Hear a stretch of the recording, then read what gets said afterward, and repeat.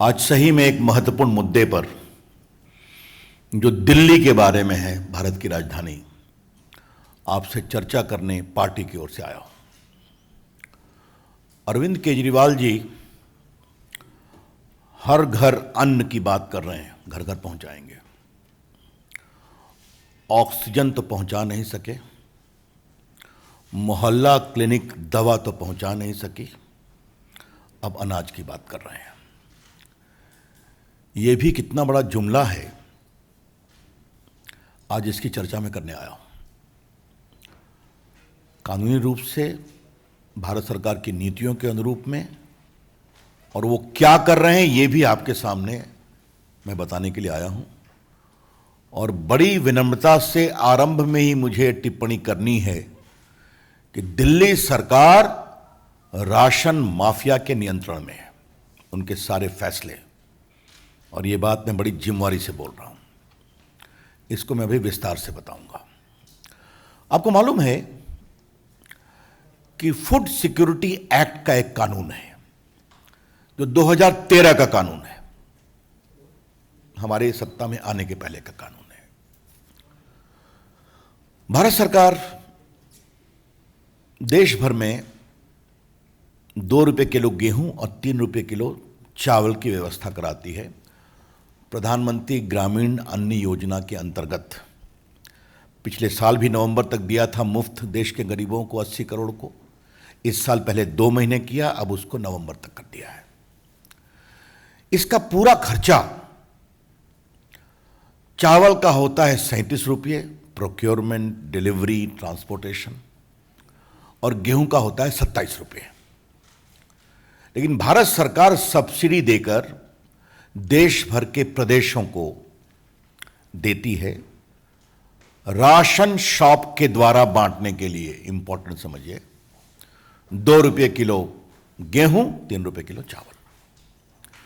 और भारत सरकार सालाना लगभग 2 लाख करोड़ खर्च करती है इसके सब्सिडी के ऊपर। ये आपको जानकारी होनी चाहिए। ये मैंने फूड सिक्योरिटी एक्ट की बात की। ये देखिए, ये है फूड सिक्योरिटी एक्ट 2013। इसके अंतर्गत राशन शॉप का डिस्क्रिप्शन है कि राशन शॉप क्या है, और इसके 2 प्रावधान की ओर मैं आपका विशेष रूप से ध्यान देना चाहूंगा कि सेक्शन 12 में लिखा हुआ है, door step delivery of food grain to the targeted public distribution system outlets. Outlets के द्वारा। आउटलेट कौन है? फेयर प्राइस शॉप है। उसके बाद इसमें पूरी व्यवस्था है। सेक्शन मैं आपके सामने 28 और 29, और ये मैं माननीय आदेश जी और माननीय विदुड़ी जी को बहुत विनम्रता से इसको कहना चाहूंगा, ये बात आनी चाहिए कि ये पीरियोडिक ऑडिट होगा हर राशन शॉप का, धारा 28 के मुताबिक। और ये बात जनता को इसकी जानकारी दी जाएगी कि इस फेयर प्राइस शॉप के ऑडिट का नतीजा क्या निकला। वो ठीक काम कर रहे हैं, गलत काम कर रहे हैं, ये कौन करेगा? राज्य सरकार करेगी। और धारा 29 में इस बात का प्रावधान है कि आप विजिलेंस कमिटी बनाएंगे राशन शॉप की मॉनिटरिंग के लिए। जो ये राशन शॉप ठीक काम कर रहे हैं, नहीं काम कर रहे हैं, ये इसकी चिंता करेंगे।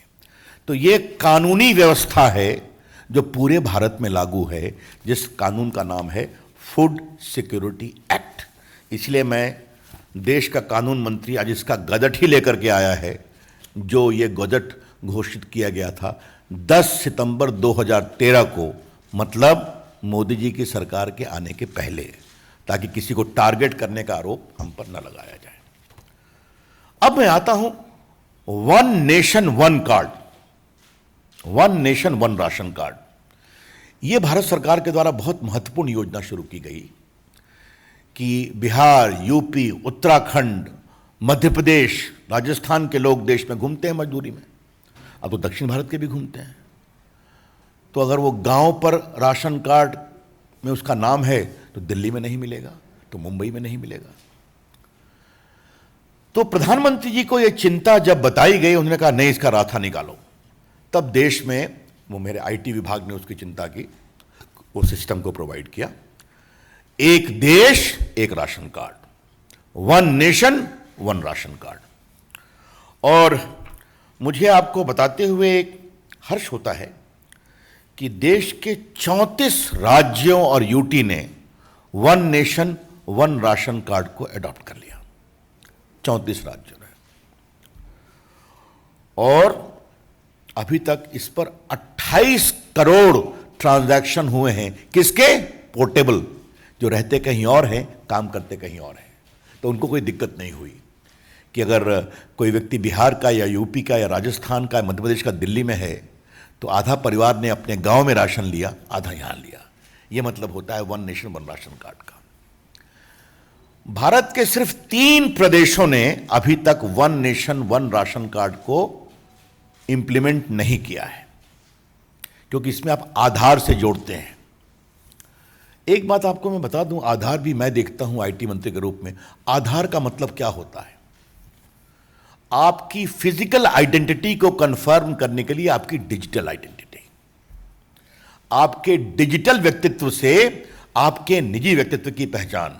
और कैसे? आंखों के आइरिस और उंगलियों के निशान या अंगूठे के निशान। और इसकी कहानी यह है कि आप प्लास्टिक सर्जरी से अपना चेहरा बदल सकते हैं, अपना नाम बदल सकते हैं, लेकिन अपनी आंख की आइरिस और अंगूठे के निशान नहीं बदल सकते। इसीलिए आधार का लिंकेज का यह फायदा होता है। मुझे आपको बताते हुए पीड़ा हो रही है कि 34 राज्यों ने one nation one ration card को फॉलो किया। 3 प्रदेश नहीं किए हैं। एक आसाम, क्योंकि वहां आधार लेट से शुरू हुआ था, जो उनकी स्थानीय समस्याएं थी नागरिकता को लेकर के इत्यादि। और बाकी 2 प्रदेश, एक का नाम है बंगाल और दूसरे का नाम है दिल्ली। मेरा पहला सवाल यह है श्रीमान अरविंद केजरीवाल से कि आपने one nation one ration card Delhi में क्यों नहीं लागू किया है? इसका जवाब देवो। क्या परेशानी है आपको? क्या दिक्कत है आपको?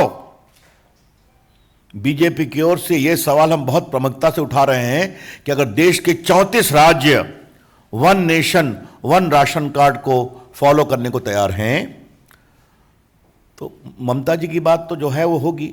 इनको दिल्ली में समस्या क्या है? अगर लोकप्रिय मुख्यमंत्री हैं, घर घर पहुंचने की बात करते हैं, तो क्या दिल्ली में वो बार बार उनकी ओर से प्रवासी मजदूरों के बारे में बड़े पीड़ादायक भावनात्मक चीजें उठाई जाती हैं? तो उनको खाना मिले, इसमें कोई दिक्कत क्या है? क्यों नहीं? ये हमारा पहला सवाल है। अब हम आते हैं दिल्ली सरकार के आचरण पर। आचरण की क्या स्थिति है? मैंने पहले बताया कि अब आप राशन कार्ड पर जाएंगे तो पॉस मशीन से आपको ऑथेंटिकेट करना पड़ेगा, तो उससे कोई जाली फरेबी काम नहीं हो सकता। देश भर में लगभग 86% राशन कार्ड अब पॉस मशीन से लिंक हो गए, और कई तो बड़े प्रदेश में 99%, यूपी, एमपी, मेरे प्रांत बिहार में 95% है। बाकी प्रांतों में भी होगा, कुछ कांग्रेसी प्रांतों में भी होगा। अब दिल्ली की कहानी जरा सुनिए आप। दिल्ली में जनवरी 2018 में ई ऑथेंटिकेशन राशन कार्ड पर शुरू किया गया, और आदेश जी और विदुरी जी 4 महीने में इसको रोक दिया गया, अप्रैल 2018 में। इस 4 महीने में क्या हुआ? 4 लाख फर्जी राशन कार्ड पकड़े गए दिल्ली में। मैं फिर कहना चाहता हूं, माननीय केजरीवाल जी, जनवरी 18 में आपने शुरू किया, अच्छा किया। 4 महीने में क्यों रोक दिया? क्या समस्या थी? समस्या यह थी कि 4 लाख फर्जी राशन कार्ड पकड़ लिए गए थे। तो राशन माफिया दिल्ली सरकार पर हावी हो गया, इसको रोको। आदेश जी, विदुड़ी जी, तर्क क्या दिया गया कि टेक्नोलॉजी काम नहीं करती है। तो आपने 4 महीने में 79% ऑथेंटिकेशन कैसे कर लिया भाई, जो 4 महीना हुआ? और अगर टेक्नोलॉजी की समस्या थी तो आईटी विभाग में मुझसे आग्रह करते, भारत सरकार को लिखते। दिल्ली तो भारत की राजधानी है ना। मेघालय में हो रहा है, कश्मीर में हो रहा है, नागालैंड में हो रहा है, अरुणाचल में हो रहा है, जो पहाड़ों में है, हिमाचल में हो रहा है, उत्तराखंड में हो रहा है। यहां क्या परेशानी है आपको? और अगर टेक्नोलॉजी पर हुआ तो एक आध महीने में ठीक हो जाता, शुरू कर देते। अप्रैल 2018 से आज तक आपने ऑथेंटिकेशन पॉस मशीन का दिल्ली के राशन कार्ड की राशन दुकानों में शुरू क्यों नहीं किया? यह दायित्व किसका है? केजरीवाल जी की सरकार का है। तो यह मेरा दूसरा सवाल है। अब मैं आता हूं होम डिलीवरी। यह होम डिलीवरी देखने में बड़ा अच्छा लगता है, लेकिन थोड़ा इसके अंदर जाइए तो इसमें स्कैम के कितने गोते लगेंगे वही समझ में आ जाएगा।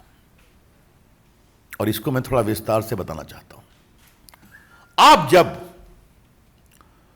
राशन कार्ड की दुकान पर लेते हैं तो वो मोहल्ले में है, घर के बगल में है, और उसका एक वैधानिक दायित्व इस कानून के अंतर्गत है।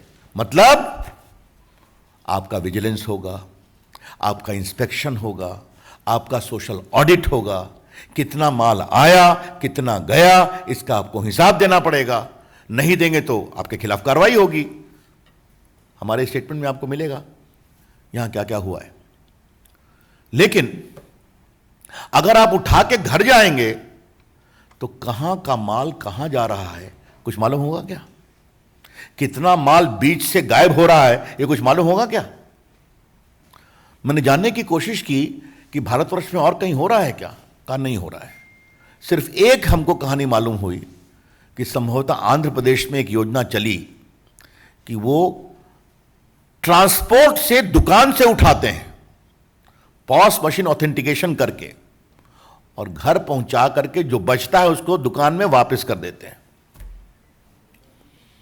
और कहीं कुछ नहीं है। मतलब फेयर प्राइस राशन शॉप की दुकान इसके केंद्र में है। यह कानून की आवश्यकता है ताकि भारत, और केजरीवाल जी पूछते हैं कि मोदी जी ना ये आपका अनाज है ना मेरा अनाज है। केजरीवाल जी ये भारत की जनता का अनाज है जो भारत की जनता के पैसे से खरीदा गया है। तो ये ईमानदारी से बिके, टेक्नोलॉजी के माध्यम से बिके, ये इसकी आवश्यकता है।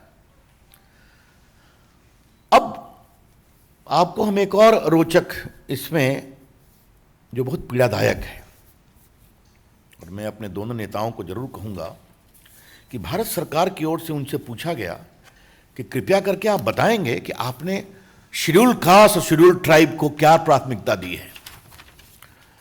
ये 10 फरवरी 2021 की चिट्ठी है, 10 फरवरी 2021 की, जिसमें भारत सरकार ने आग्रह किया कंज्यूमर अफेयर्स मिनिस्ट्री की ओर से, कृपया करके बताएं कि डायरेक्शन अंडर सेक्शन 38, इसमें भारत सरकार उनको निर्देश दे सकती है, of the national food security act 2030 for maintaining data of SC ST beneficiary Delhi में।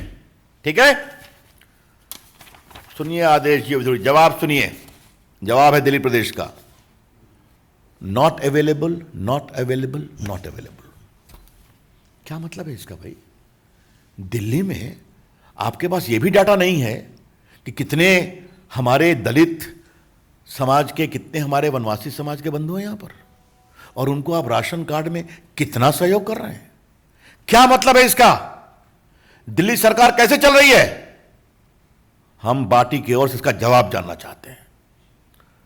तो ना तो आप टेक्नोलॉजी से ऑथेंटिकेशन कराएंगे, 4 लाख का जहां घपला पकड़ा गया तो फिर आप उसको रोक देंगे, भारत सरकार के निर्देश को नहीं मानेंगे, और आप ST SC की भी चिंता नहीं करते हैं, प्रवासी मजदूरों की भी चिंता नहीं करते हैं, और दिल्ली के गरीबों की पात्रता की भी चिंता नहीं करते हैं। तो एक कहावत है ना, आपका चाल चलन कैसा है? तब ना आगे आप कुछ काम करेंगे। तो मैं पूछूंगा केजरीवाल जी, मैंने आपसे क्रमबद्ध आपका चाल चलन रखा है, तो अगर ये आपका चाल चलन है तो किस आधार पर आप कह रहे हैं कि हम घर घर अनाज पहुंचाएंगे? ये हम सवाल उठाना चाहते हैं। तो आप कानून तोड़ना चाहते हैं, आप दिल्ली के गरीब जनता की आंखों में धूल झोंकना चाहते हैं, और खरीद की भारत सरकार ने, पैसा खर्चा किया भारत सरकार ने, कानून के मुताबिक राशन के माध्यम से उसको भेजना है। तो केजरीवाल जी, अगर आपको इतनी ही रुचि है तो आप अपना एक अलग स्कीम बनाकर आइए भारत सरकार के पास, हम सस्ते में अनाज आपको देने की कोशिश करेंगे। और ये ऐसी बात नहीं है, ये देखिए भारत सरकार की ओर से उनको 3 साल में इतनी चिट्ठियां लिखी गई हैं, ये सब मैं सिर्फ दिखा रहा हूं, आपको विस्तार से बता नहीं रहा हूं। तो अपना स्कीम आप दे दीजिए कि भाई हम प्रधानमंत्री ग्रामीण अन्न योजना के अंतर्गत जो अनाज आता है उसको हम नहीं छुएंगे, अलग से हमारा हृदय बहुत बड़ा है, हम खर्चा करेंगे उसके लिए, हमारी ये योजना है, आप ओके कर दीजिए। तो ये हैं बड़े सवाल। और इसका एक पॉलिटिकल निष्कर्ष क्या है? कोई भी विषय लो, भारत सरकार काम नहीं करने देती। और ये जो मैंने शुरू किया था, मोहल्ला क्लिनिक पर कितना विज्ञापन खर्चा हुआ, कुछ हिसाब पूछा है आपने? कहां गया मोहल्ला क्लिनिक? गरीब आदमी परेशान था। ऑक्सीजन भारत सरकार नहीं देती, बाद में सच्चाई सामने ही, ऑक्सीजन का ऑडिट कराइए, दवाई का वही हाल हुआ, मैंने विस्तार से आपको बताया। तो हर काम भारत सरकार, हम कुछ नहीं करेंगे, हम टीवी में सिर्फ बयान देंगे। ये हैं बड़े सवाल। इसलिए मुझे लगा कि आज ये सारे विषय कानून फैक्ट के मुताबिक मैं आप सबों के सामने बाकायदे विस्तार से रख दूं, ताकि आज ये सच्चाई सामने आनी चाहिए। ये सच्चाई आनी बहुत ज़रूरी है। हम फिर विनम्रता से आग्रह करना चाहते हैं, दिल्ली की जनता, उनकी पीड़ा हमारे दिल में है, केंद्र सरकार और हमारी प्रदेश की राष्ट्रीय और प्रदेश की भारतीय जनता पार्टी के दिल में है। उनके अन्न की पीड़ा का समाधान निकले, ये हम, और आज हम भेज रहे हैं। हम दिल्ली में काफी बड़ी संख्या में,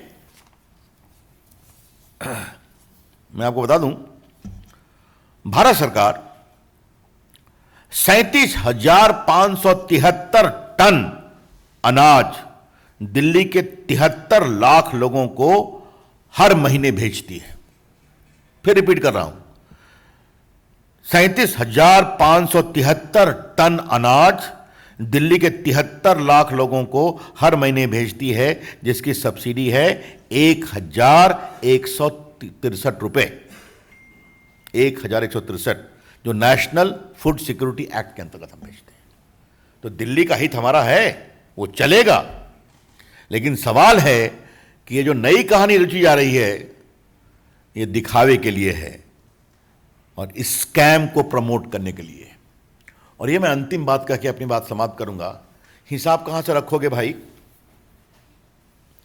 अनाज तो आपके पास है नहीं, आपने अनाज की कोई योजना लाई नहीं, भारत सरकार जो देती है उसी को आप लेबल लगाओ। हमको लेबल से चिंता नहीं है, मोदी जी का लेबल हो या केजरीवाल का लेबल हो, हमें ईमानदारी की चिंता है, हमें प्रामाणिकता की चिंता है, हमें गरीबों के पास अनाज पहुंचे इसकी चिंता है।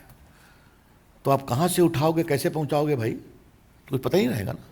तो जैसे राशन माफिया ने 4 लाख फेक राशन कार्ड के पकड़े जाने के बाद उनकी आपके ऊपर पकड़ इतनी है, आपकी सरकार के ऊपर, कि उस कार्यक्रम को स्थगित करा दिया जो पूरे देश में चल रहा है। तो इसमें घपला नहीं होगा, इसका कारण क्या है? यह है बड़े सवाल। इसलिए मित्रों, अंत में मुझे पार्टी की ओर से कुछ सवाल पूछने हैं और जिससे मैं कंक्लूड करूंगा, फिर आप मुझसे प्रश्न पूछ सकते हैं।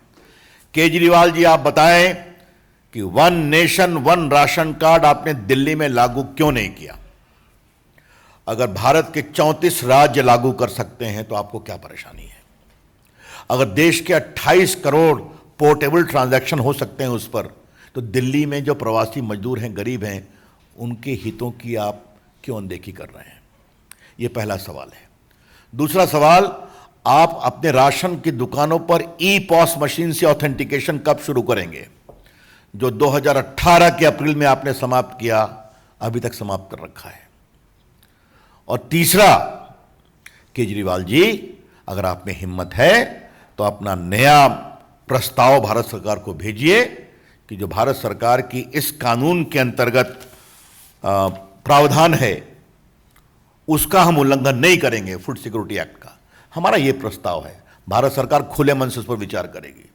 और अंतिम बात, केजरीवाल जी, आपके दिल्ली में कितने हमारे दलित परिवार के बंधुओं को राशन का लाभ मिलता है, आपको इसका डाटा भी नहीं है। क्या चिंता करते हैं आप? ये 4-5 सवाल थे, तो मुझे लगा आपको विस्तार से रख दूं। बहुत बहुत धन्यवाद।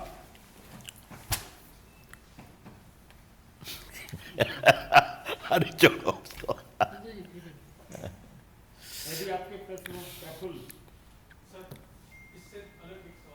पहले मैं इस पर मैं उत्तर लूंगा। हाँ, सवाल लूंगा। ये एनी क्वेश्चन ऑन दिस? इसी संदर्भ में विषय यही है। सर, अभी आपने अरविंद केजरीवाल के बारे में बताया। आम आदमी पार्टी ये आरोप लगा रही है कि राशन माफिया के दबाव में केंद्र सरकार जुट गई है और इसलिए जो है मुख्यमंत्री घर घर राशन योजना को बंद कराया गया है। मेरा जवाब बहुत साफ है। हमने आपके सामने कानून रखा, हमने इनके बारे में इनका अतीत रखा, 4 लाख फेक राशन कार्ड पकड़े गए वो रखा, 1 नेशन 1 कार्ड क्यों नहीं लिखा, डिजिटाइजेशन से चीज़ें प्रामाणिक होते हैं, आप भी जानते हैं। डायरेक्ट बेनिफिट ट्रांसफ़र में देश के 10 करोड़ किसानों को अब तक हम 1 लाख करोड़ भेज चुके हैं सीधा उनके बैंक अकाउंट में। ये सीधी सी बात है।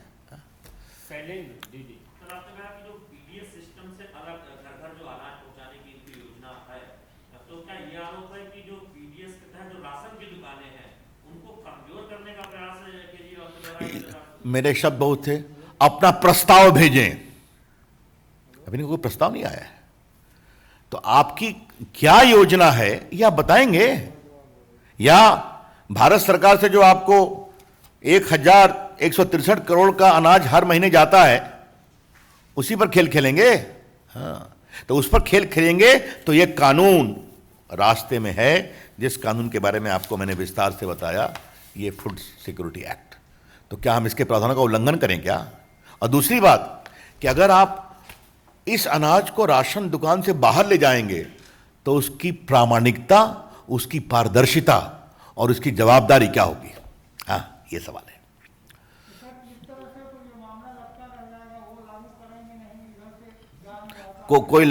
कोई लटका नहीं रहेगा। भारत सरकार हर महीने दिल्ली के 73 लाख लोगों को 1163 करोड़ रुपए का अनाज, लगभग 37,573 टन भेजती रहेगी। उनको तो अभी मिल रहा है ना, तो अभी मिल रहा है। हाँ, एक मिनट और, हमें खबर मिली है कि दिल्ली में काफी जगह पॉस मशीन लगा है या लगने की प्रक्रिया जारी है, तो उसको शुरू करिए ना, क्यों नहीं शुरू करते? सर, ये भी एक खबर आई है और आदेश जी भी उस बात को पुष्ट करेंगे कि कई इलाके में अनाज सड़ता हुआ 700 टन तो किशनगढ़ रसनपुर में पकड़ा गया, देखा गया। और कई जगह जो अनाज है वो डिस्ट्रीब्यूट नहीं हुई है कोविड-1 के दौरान, कोविड-2 के दौरान। तो ये सवाल मेरी बजाय आदेश जी और विदुर जी उठा रहे हैं ना। देखिए, आप एक बात समझ लीजिए, शासन के नियमों के अनुसार हमारा काम भारत सरकार से भेजना है, उसको बांटना, उसका विजिलेंस करना, उसका ऑडिट करना है केजरीवाल जी का काम है, उनकी सरकार का काम है। और कोई सवाल इस पर? एक मिनट। हाँ, और कुछ? अच्छा, ठीक है, that means Delhi is not important. चलिए, हाँ, और कुछ सवाल इस पर? अब I am not suppose to comment upon speculative stories, that's all. हाँ, जो मौजूदा कानून है फूड सिक्योरिटी एक्ट को लेकर, तो क्या ये कहा जाए कि घर घर राशन पहुंचाने की कोई जो योजना है वो इस मौजूदा कानून के नहीं, एक बात फिर कहूंगा, इस योजना के अंतर्गत, अन्न सुरक्षा योजना के अंतर्गत राशन शॉप उसका केंद्र है, क्योंकि हर मोहल्ले में है। ये राशन की जवाबदारी, किसके यहां गया, किसको मिला, उसका ऑथेंटिकेशन है कि वो पूरा सिस्टम है। हाँ, ये उसका है। अमिताभ सिन्हा। नहीं, एक मिनट, और इस पर कोई सवाल नहीं? चलिए बोलिए साहब। देखिए, मुझे इस पर दो बातें कहनी है आपसे। अंतर्राष्ट्रीय बाजार में जो क्रूड ऑयल और बाकी की कीमत है वो तो सब आप जानते हैं। कितनी बार पेट्रोल का दाम कम हुआ है, जब अंतर्राष्ट्रीय बाजार में हुआ, डीजल का दाम भी कम हुआ है, वो भी दर्जनों बार हुआ है पिछले 4, 5, 6 वर्षों में। लेकिन थोड़ा मुझे कांग्रेस पार्टी से एक सवाल पूछना है कि वैट राजस्थान में हाईएस्ट है। मैं आंकड़ा देना चाहता हूं, राजस्थान में डीजल पर वैट है 26%, सेस को निकाल दीजिए। बगल में गुजरात में है 20.2%। पेट्रोल पर राजस्थान में वैट है 36%, अगर आप सेस को निकाल दीजिए। हरियाणा में वैट पेट्रोल पर है 16.640%। अब महाराष्ट्र, पंजाब, ये सब के डिटेल्स मेरे पास हैं। तो जो मुझसे सवाल पूछ रहे हैं, तो अंतर्राष्ट्रीय क्रूड पॉइंट तो अपनी जगह है, थोड़ा अपने प्रदेशों से वैट को तो कम करवा दें, तो राहत तो मिलेगी ना। हाँ भाई, सीधी सी बात है। ये अच्छा होता भारत में खूब कच्चा तेल निकलता, उसकी हमारी कोशिश है। तो जब दुनिया कच्चे तेल के रेट पर डिपेंड करती है, तो हर प्रदेश को अपने लोगों की चिंता के अनुसार इसका ध्यान रखना चाहिए। और एक बात मुझे याद आ गई, अमिताभ जी आपने सवाल पूछा है तो आज थोड़ा उसका उत्तर देने की इच्छा है। चिदम्बरम साहब का एक स्टेटमेंट था जब वो वित्त मंत्री थे, याद है ना? वो हम लोग बहुत टिप्पणी करते हैं कि जब 20 रुपए में आइसक्रीम खा सकते हो तो पेट्रोल बढ़ा हुआ दाम क्यों नहीं दे सकते हो? याद है ना? देखो उनका स्टेटमेंट मेरे पास है टाइम्स ऑफ इंडिया में, और क्या क्या स्टेटमेंट थे। तो मुझे लगता है कि इसके बारे में थोड़ी संवेदनशीलता जरूरी है। Any other question? बहुत बहुत धन्यवाद। धन्यवाद।